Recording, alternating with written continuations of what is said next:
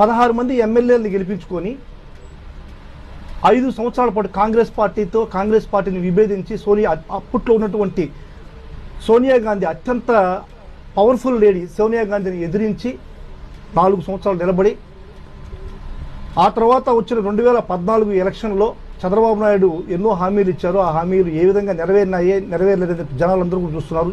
జనసేన నాయకులందరూ కూడా గమనించాల్సిన విషయం. అప్పుడు వచ్చినటువంటి 63 ఎమ్మెల్యేల స్థానంలో ప్రతిపక్షంలో నిలబడి, అప్పుడు తెలుగుదేశం పార్టీతో 5 సంవత్సరాలు కొట్లాడి, మళ్ళా 151 స్థానంతో జగన్మోహన్ రెడ్డి గారు సొంతంగా పార్టీ పెట్టి 151 స్థానానికి ఎమ్మెల్యేలని 22 మంది ఎంపీలని గెలిపించుకున్నటువంటి ఒక చరిత్రలో నిలిచిపోయేటువంటి ఒక మహా అద్భుతమైనటువంటి శక్తి జగన్మోహన్ రెడ్డి గారు. ఈరోజు ఓటమి ఉండొచ్చు, ఓటమికి కావాల్సినటువంటి కారణాలు చాలా ఉండొచ్చు.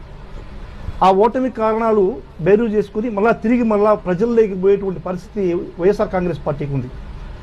అందరూ అనుకుంటారు వైఎస్ఆర్ కాంగ్రెస్ పార్టీ 150 నుంచి 11 సీట్లకు పడిపోయింది కాబట్టి దాని యొక్క చరిత్ర లేదు అని చెప్పి అనొచ్చు. మీరు నైతికంగా మనం చూస్తే ఇక్కడ ఉన్నటువంటి రాజకీయ పార్టీలు అన్ని పార్టీలే కన్నా కానీ వైఎస్ఆర్ కాంగ్రెస్ పార్టీకే ఎక్కువ ఓట్ బ్యాంక్ ఉండేటువంటి 40% ఓట్ బ్యాంక్ ఇచ్చారు ఆంధ్ర రాష్ట్ర ప్రజలు. దురదృష్టవశాత్తు ఎమ్మెల్యేలు గెలవలేకపోవచ్చేమో కానీ ఓట్ బ్యాంక్ మాత్రం 40% ఉంది.